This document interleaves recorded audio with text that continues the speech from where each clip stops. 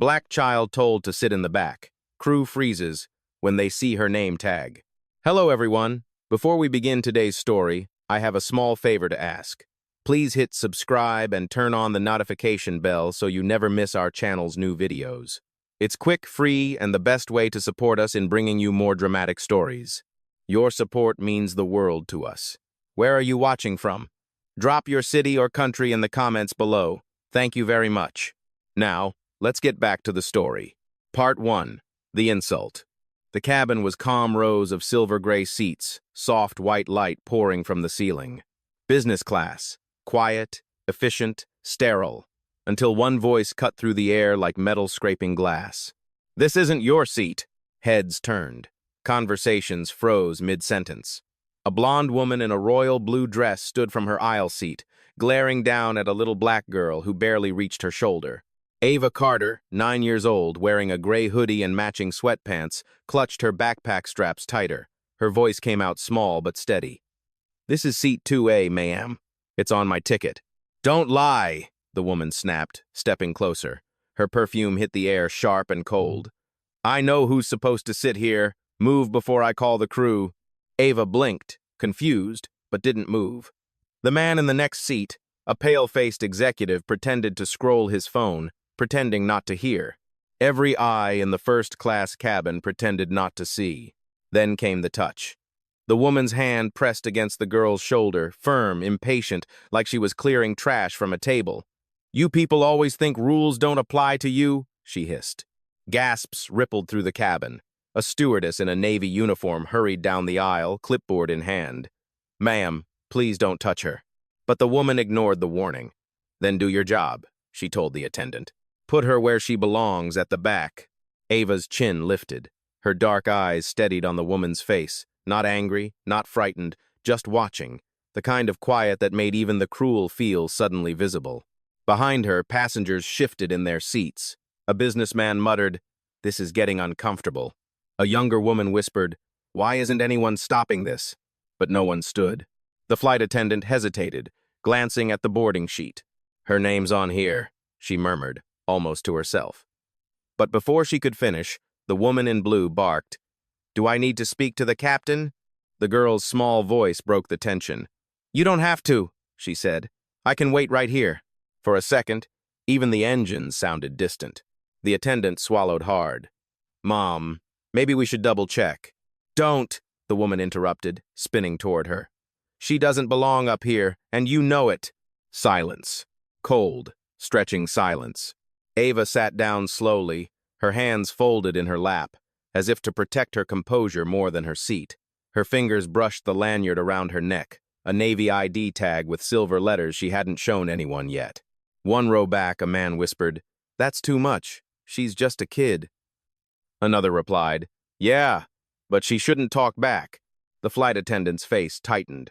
"Miss, please return to your seat. We'll resolve this." Wide of there. The woman smiled thinly, victory in her eyes.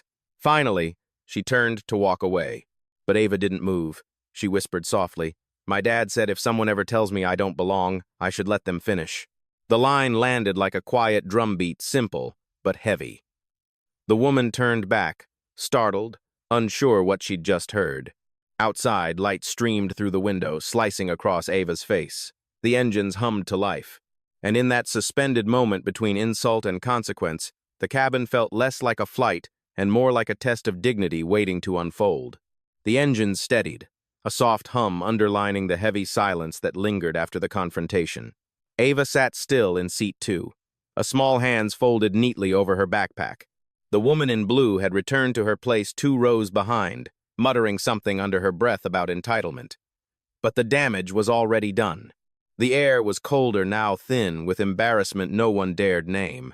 The flight attendant, Mia, a new hire barely 2 weeks into her training, adjusted her Navy scarf and stole a glance at the girl. Something in Ava's composure unnerved her. She wasn't sulking, wasn't trembling, she was waiting.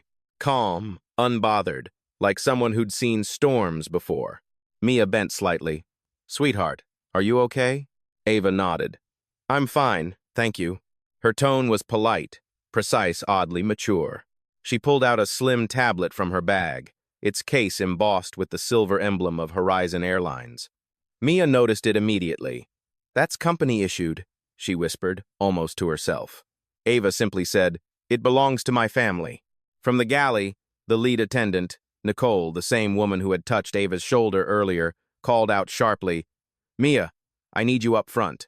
Don't get involved with passengers outside your assignment." Mia hesitated, then straightened. "Yes, ma'am." She turned to leave, but not before seeing the name printed on the girl's boarding pass lying on the tray table. Ava Carter. The surname flickered in her mind like a spark she couldn't place. Behind her, the passengers whispered again, little ripples of judgment disguised as curiosity. Kids these days. She's probably some influencer's child. No discipline. That's the problem. Ava heard every word.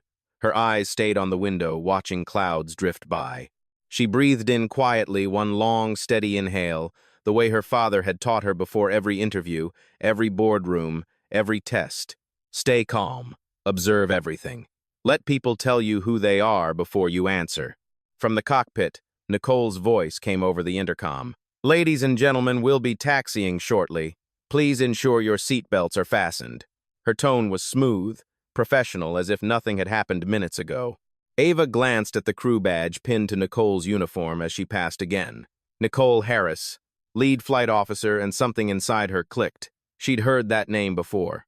Her father had mentioned a complaint from a passenger about biased treatment, an incident still under internal review. Mia returned to her station but couldn't focus. Her hands trembled as she poured coffee. The image of the little girl's calm face wouldn't leave her mind. She didn't even flinch, Mia whispered, like she knew exactly what would happen. The seatbelt sign dinged. The plane began to roll. Ava's tablet lit up briefly, a quiet vibration. A message popped up on screen. "Protocol observation in progress. Recording enabled. MC." Ava tapped it once, the corner of her mouth lifting in a hint of a smile. A few rows away, Nicole caught the glow of the screen and frowned. "Put that device away," she snapped. Ava looked up, voice soft but clear. "It's company property, ma'am. My father prefers I keep it on."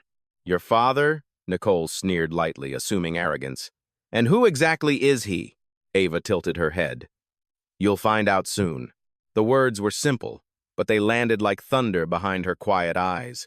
For a moment, Nicole didn't respond.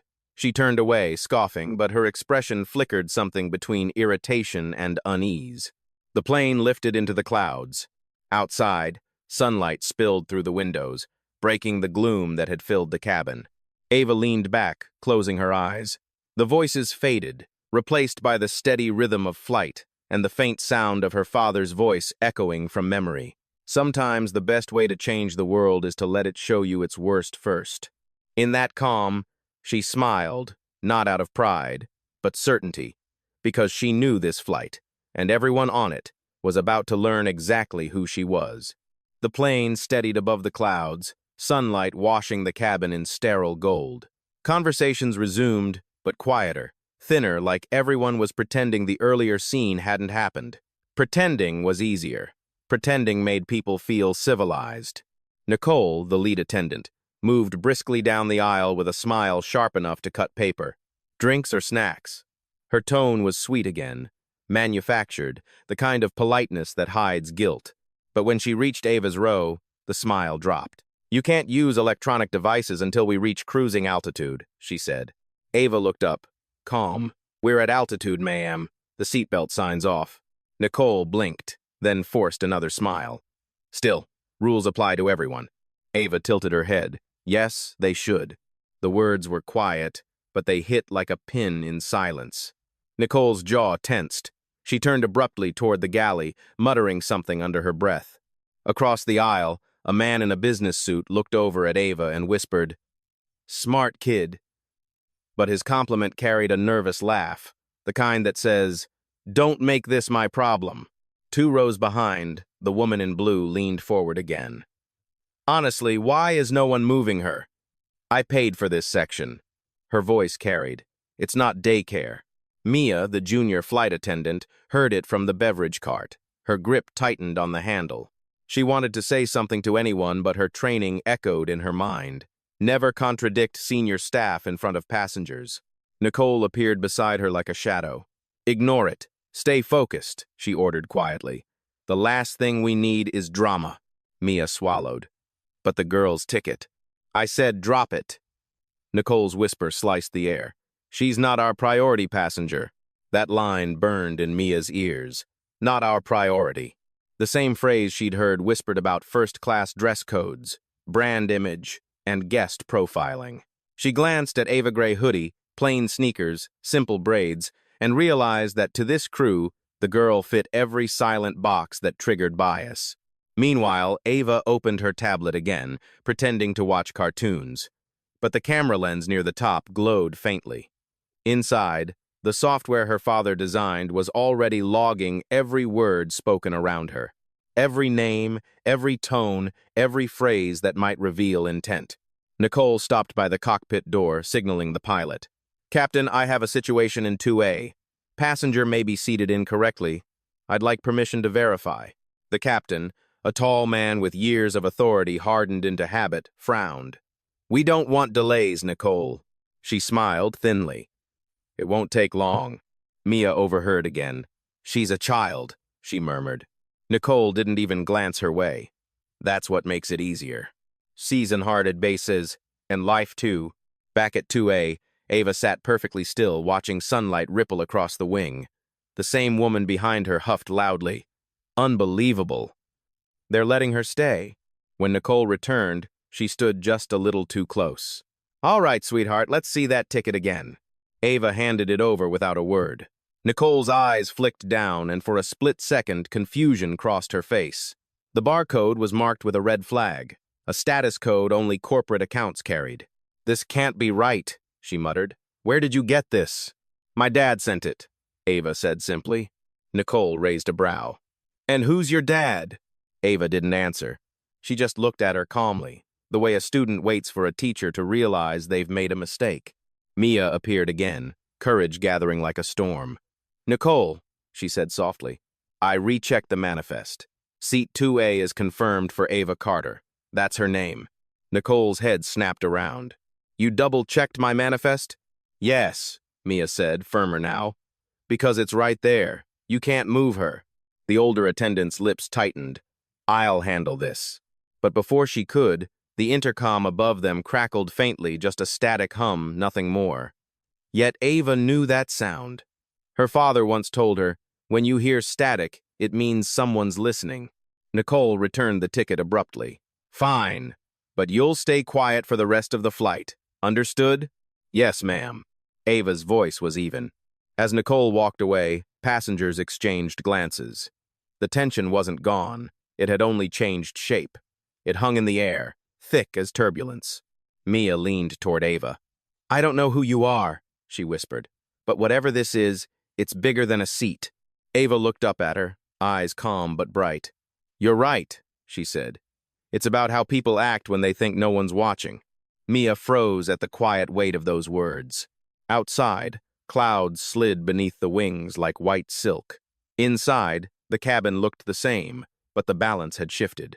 A storm was forming, invisible but inevitable, and somewhere in a corporate office thousands of feet below, Marcus Carter's phone had just started to ring. Mia stood frozen by the beverage cart, her mind racing faster than the jet above the clouds. She had been trained to serve quietly, to smile even when wrong was staring her in the face. But this felt different. Something about that little girl in seat 2A refused to leave her conscience alone. Nicole, the lead attendant, kept moving up and down the aisle like a storm contained by routine. Her voice was cheerful for the passengers, sharp for the crew. Keep service tight, people. Image matters. Mia exhaled slowly and glanced again toward 2A. Ava was staring out the window, chin resting on her hand. Calm, still. But that calm wasn't weakness, it was control. Even from here, Mia could sense it. Then, like a spark, it happened. The woman in blue, her voice as shrill as before, leaned into the aisle. Excuse me, why is she still up here? She said, loud enough for the cabin to hear. I paid premium for peace, not this circus. Nicole turned, forcing a thin smile. Ma'am, please remain seated. Everything's under control. Under control? The woman scoffed. You let a random kid sit in first class. What's next? Open boarding for middle schoolers? Ava didn't turn around. She just said, softly but clearly, "You shouldn't raise your voice on a plane, ma'am. It makes people nervous." That line landed like a ripple through still water. A few passengers looked up. One man in a blazer muttered, "She's right." Nicole shot a glare at Ava. "Enough! No more backtalk." Mia couldn't stay silent anymore. She stepped forward, voice trembling but firm. "She's not wrong, Nicole. I checked the manifest. She's exactly where she's supposed to be." Heads turned. Passengers stopped pretending not to listen. Nicole's tone dropped an octave. "Mia, this isn't your call." "With respect," Mia replied. "Neither is humiliating a child." The cabin went quiet again. The air itself felt charged. Nicole's face reddened, anger flashing behind her professional mask. "Go back to your station," she hissed. But before Mia could move, a deep voice spoke from the back row. "She's right," said a tall black man in a charcoal suit. He stood slowly, revealing a small Horizon Airlines tag clipped to his laptop bag. "My name's Calvin Holt, Corporate Training Division. I know the Carters." The murmurs turned into gasps. Nicole froze mid-step. The woman in blue blinked, suddenly unsure. Calvin walked calmly toward the aisle. "You might want to double-check who you're talking to before this becomes a bigger story than a seat assignment." Nicole's jaw tightened. "Sir, this is a private matter. To all. And possession devilly." "It stopped being private," Calvin said, the second she touched that girl. Mia's heart pounded. Someone finally said it out loud. Nicole turned to the other passengers, trying to salvage authority. "Everyone please remain calm." But calm was gone. A man near the window raised his phone discreetly. Another began recording, the red light of his camera flickering across the seats like a warning flare. Ava didn't flinch. She looked up at Calvin, her voice measured. "You don't have to help me, sir. I think my dad's already watching." Nicole blinked. "Excuse me?" Ava lifted her tablet, the Horizon logo glowing softly. "He told me to keep it on in case people forgot who they were talking to." And in that moment, just a moment, the tablet buzzed. A new message flashed across the screen. "M.C. You're doing great. We see everything." Mia's eyes widened. She couldn't look away. "M.C., she whispered. "Marcus Carter?" Nicole's voice cracked. "No, that can't be." But Calvin's expression said everything. He'd seen that signature before. "Believe it," he said quietly, "because if that's his daughter, this entire crew's in trouble." A hush fell over the cabin. The woman in blue slumped back into her seat, suddenly pale. The passengers who had whispered judgment now whispered something else. Apology. Ava set the tablet down gently and folded her hands again. "I told you," she said, eyes steady on Nicole. "My father prefers I keep it on." Nicole's throat worked, but no words came out. Mia exhaled, finally unclenching her fists. No shouting, no chaos, just the heavy, unmistakable shift of power. Outside, the clouds parted, flooding the cabin in light. And for the first time since takeoff, everyone, crew, passengers, even Nicole, sat in silence. Not the silence of comfort, the silence of reckoning.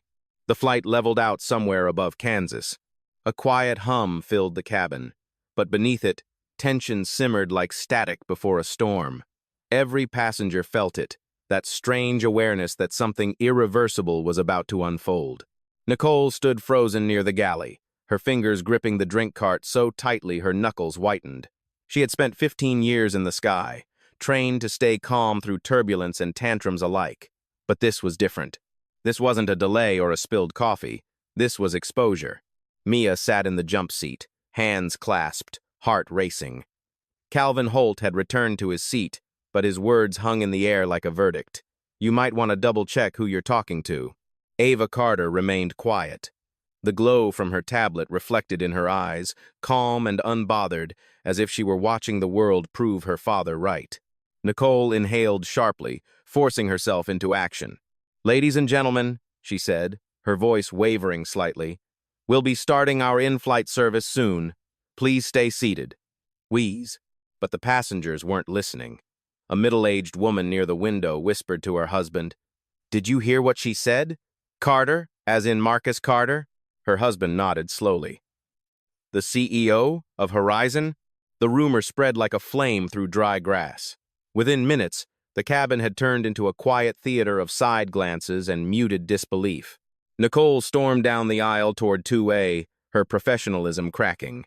"All right," she hissed. "I don't care whose kid you are. You follow the same rules as everyone else." Ava looked up. "Then why didn't you say that to her?" She nodded toward the woman in blue. Nicole froze mid-step. The question hit like a stone. Every passenger nearby turned their head.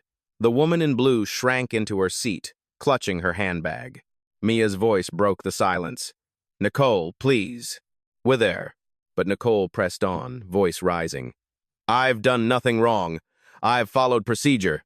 "Which part?" Calvin said from his seat. His tone was low, steady, dangerous. "The part where you touched a minor? Or the part where you ignored protocol for corporate passengers?" Nicole's lips parted, but no words came. Ava reached into her pocket and pulled out the lanyard she'd been wearing since boarding. She placed it gently on the tray table, navy blue with the Horizon Airlines emblem in silver and the printed words, "Authorized Family Access, Carter Division." The moment it hit the light, a hush swept through the cabin. Even the hum of the engine seemed to fade. Mia covered her mouth. Nicole stepped back as if she'd touched fire. Ava's voice was soft but absolute. "You asked who my father is. Now you know. Rackaday." Someone near the back whispered, "Oh my God." Nicole blinked fast, her mind scrambling for control. You could have said something sooner." Ava tilted her head slightly. "I wanted to see how long it would take you to treat me like everyone else." The line struck like thunder.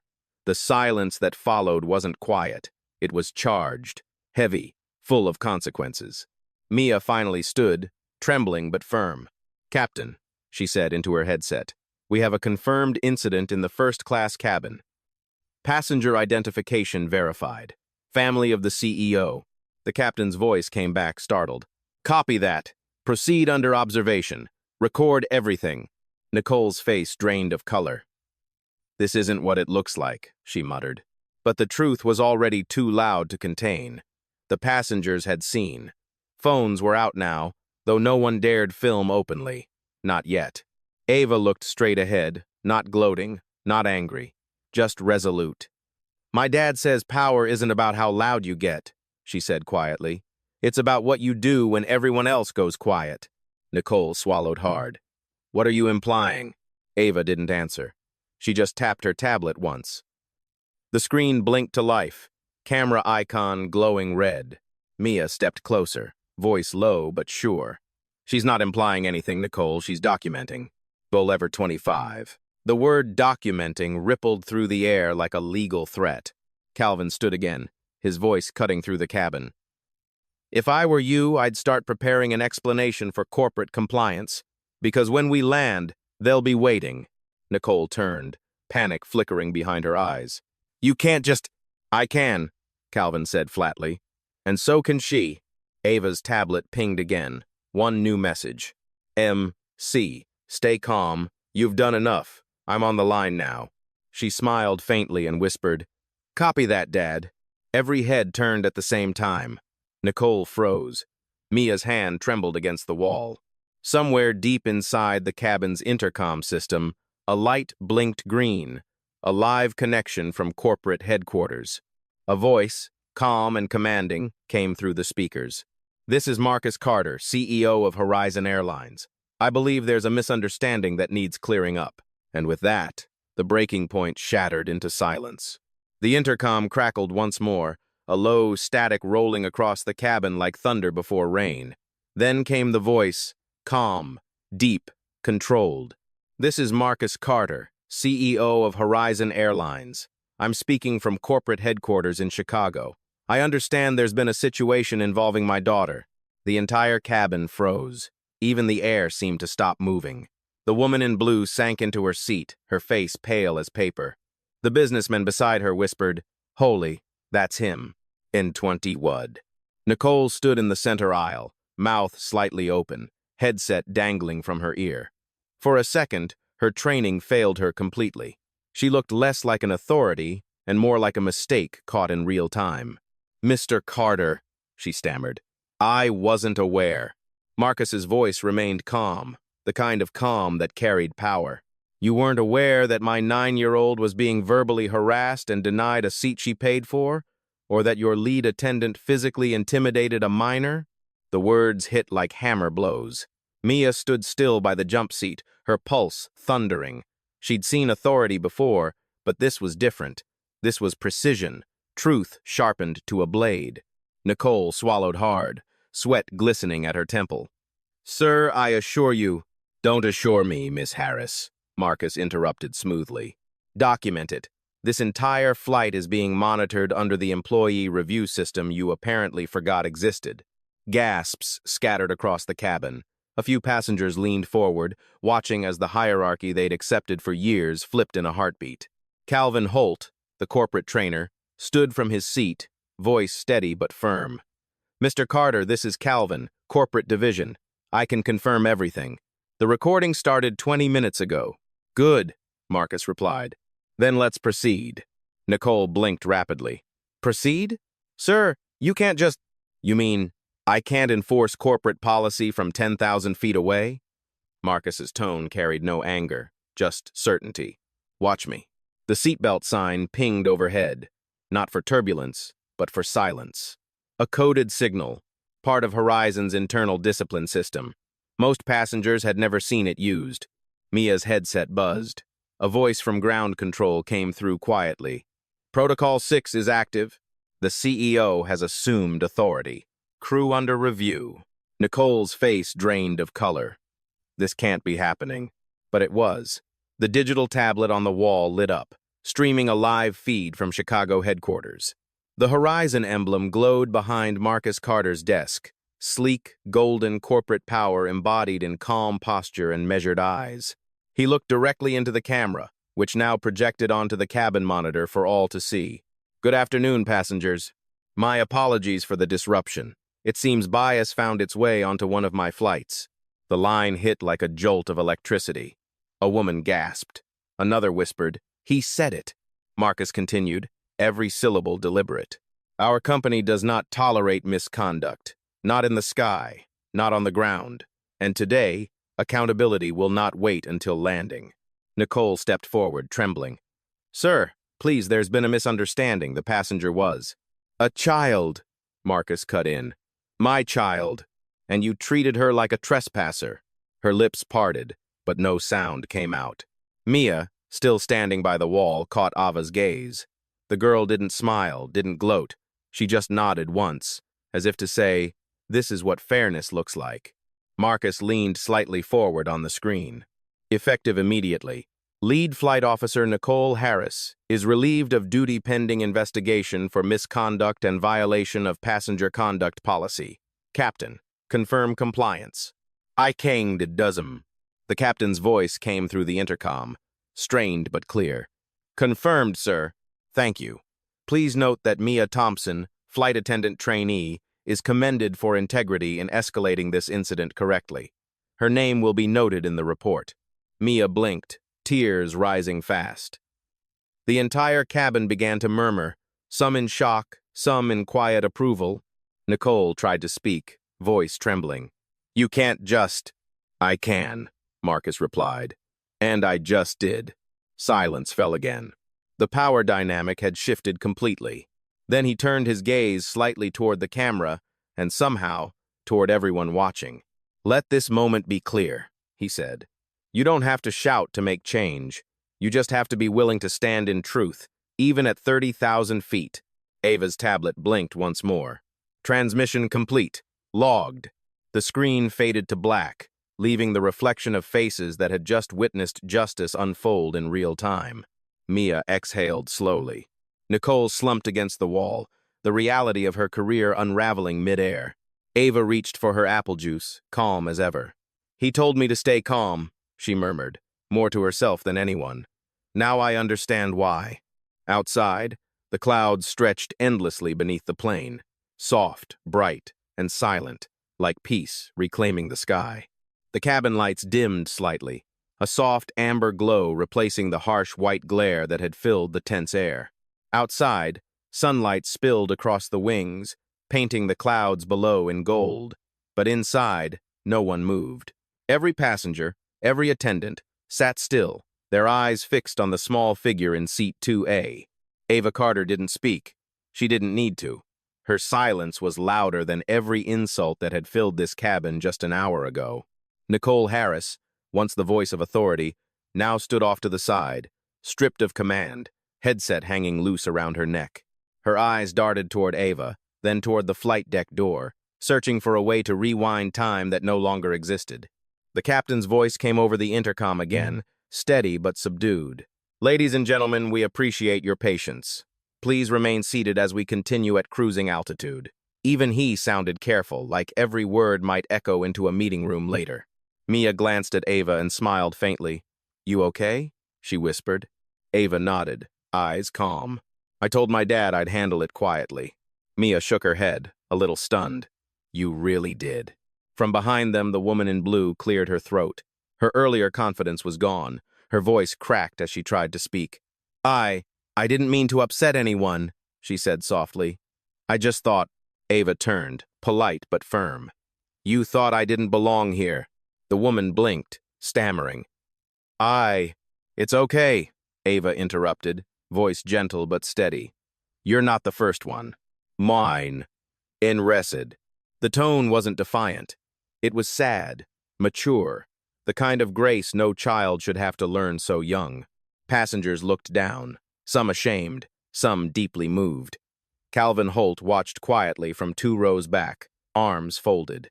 He had trained hundreds of employees on diversity and ethics, but he'd never seen a lesson hit this hard, and it wasn't even in a classroom. The overhead screen flickered again. Marcus Carter's face returned, now joined by a second, an older woman in a corporate suit. Carla Evans, Horizon's chief compliance officer. Her voice filled the cabin, firm and professional. "All passengers, please note, an internal review is underway. The incident on this flight has been logged, verified, and recorded for training and disciplinary action. Horizon Airlines thanks you for your patience and understanding." Nicole's breath hitched. "Carla, please." "Miss Harris," Carla interrupted. "You've already been relieved. Do not speak further. You'll have a chance to respond in writing after landing." The passengers exchanged uneasy looks. They were witnessing something no one expected to see mid-air. Corporate justice. Live. Ava looked up at the monitor, her voice small but unwavering. "Hi, Miss Evans." Carla smiled faintly through the feed. "Hello, Ava. You did exactly what your father taught you, stayed calm, and let truth do the talking." Mia covered her mouth, her eyes glistening. Nicole's composure finally cracked. "You all can't be serious," she whispered. "Over a misunderstanding? I've served this airline 15 years. Marcus's voice returned, softer now, but still precise. "Then you should know better than anyone that dignity is not a misunderstanding." End quote. The words landed like a verdict. Ava slowly lifted her lanyard again, the silver Horizon emblem glinting in the light. "You said earlier that rules apply to everyone," she said to Nicole. "So this is what it looks like when they actually do." "Why?" No one spoke. The quiet wasn't uncomfortable anymore. It was cleansing. From a few rows back, someone began to clap. Just one passenger, tentative but sincere. Then another joined. Then another. Within seconds, the sound grew, soft applause filling the cabin, not in celebration but in respect. Nicole lowered her head, face pale, as the sound surrounded her. Ava turned to Mia and Calvin. "Is this what my dad meant by accountability?" Calvin nodded, smiling. "Exactly this." Tambling, for I-1s, the clapping faded. The captain's voice returned, careful but warm this time.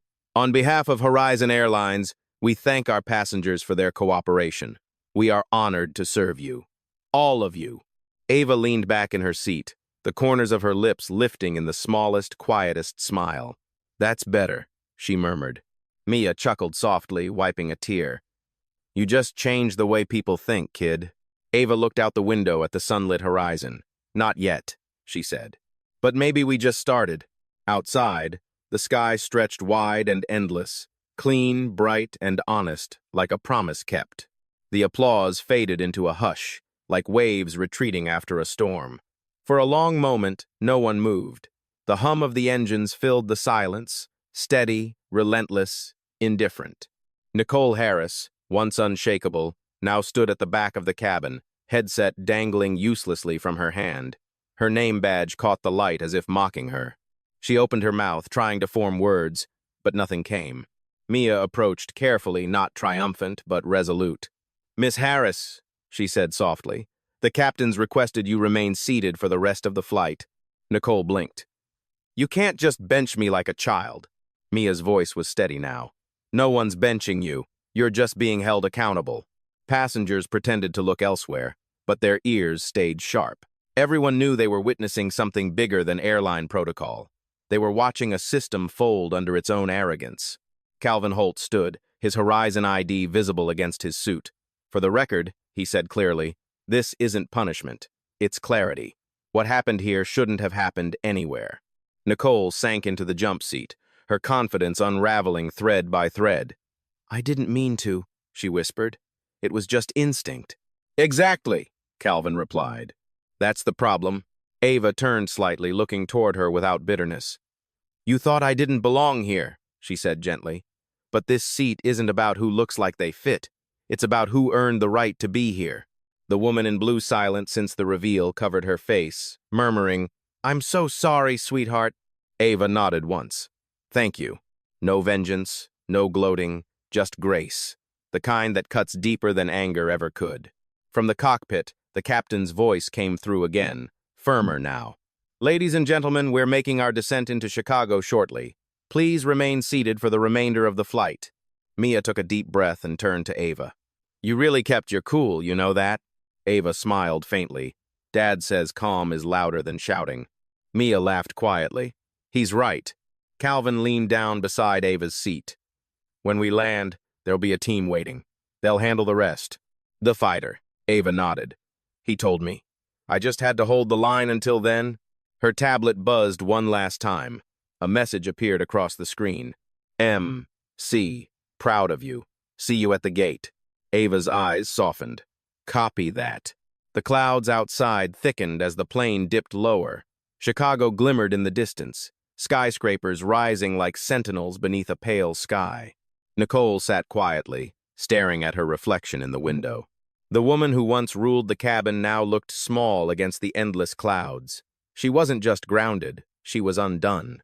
As the landing gear dropped with a heavy thud, Mia placed a hand over Ava's armrest. "You know," she said softly, "people are going to talk about this flight for a long time." Ava looked out the window, voice calm, certain. "Good. Maybe next time they'll think before they act." Devon Beleverness. The plane trembled gently as the wheels touched down, a single shudder marking the end of turbulence and the beginning of consequence. The plane rolled to a smooth stop at Gate 42. The engines wound down, but the weight of what had happened lingered in the air. For once, no one rushed to stand. The passengers stayed seated, their silence filled with reflection rather than impatience. Ava Carter unbuckled her seatbelt slowly, her small hands steady. Across from her, Mia waited near the galley, eyes soft, posture proud. She had started this flight a trainee. She would land as something more, a witness who chose courage over comfort. The cabin door hissed open. A burst of cooler air swept in, followed by 3 people in tailored suits. The lead figure, tall and calm, moved with quiet authority. Marcus Carter didn't need to introduce himself. His presence did it for him. Every head turned. The same passengers who had stared in silence before now looked at him with a strange mixture of awe and guilt. Nicole shrank into her seat, hands clasped tightly in her lap. Marcus's gaze scanned the cabin. Not cold, not angry, simply certain. "Good afternoon," he said evenly. "I understand you've all had quite a flight." No one spoke. He turned to Nicole. "Miss Harris." Her voice cracked. "Mr. Carter, I never meant to disrespect." Marcus raised a hand. "Intent isn't the measure. Impact is." She froze, tears threatening but unspent. He continued, voice measured but heavy. "You've reminded this company why policies alone don't build dignity. People do. And when those people fail to see others as equals, the system fails with them." He turned to Mia. "Miss Thompson, thank you for doing what was right when it wasn't easy. You'll be promoted to senior attendant training effective immediately. Mia's lips parted. Sir, I was just... You told the truth, he said simply. That's never just anything. A few passengers began to clap quietly, unsure if it was appropriate. Marcus didn't stop them. He looked to his daughter. Ava. She smiled, eyes bright but calm. Hi, Dad. He knelt slightly beside her seat. You did what I hoped you would. You stayed composed. You didn't fight for attention. You let integrity speak for itself. Ava shrugged lightly. You always say justice doesn't shout. It just waits for the right moment. Marcus smiled faintly. And you gave it one. The cabin was silent again. But this time the quiet felt different. Clean, respectful, awake. Marcus stood, facing the passengers. For everyone watching, let this flight remind us of something simple. Power means nothing if it's used to silence others. Real power is the courage to stay calm, even when the world tries to move you to the back. He nodded to the crew at the door. Miss Harris will be escorted for debrief. She'll have the chance to reflect, not retaliate. That's the Horizon way. As Nicole stood, trembling, Ava looked up at her. I hope next time someone treats you with more kindness than you gave today. The words weren't meant to wound. They were meant to heal. Marcus placed a hand gently on Ava's shoulder. Let's go home. They stepped into the jet bridge together, father and daughter, side by side, the light ahead, bright, steady, and honest. Behind them, the passengers began to rise slowly, changed in ways they couldn't yet describe. Some whispered apologies. Others just nodded to Mia in quiet gratitude. For a long time after, no one forgot Flight 728, the flight where justice didn't need anger to be heard. And as the story spread, one line from Marcus Carter's press statement echoed everywhere. We can't fix what we refuse to face. But once we face it, we rise. Fade out.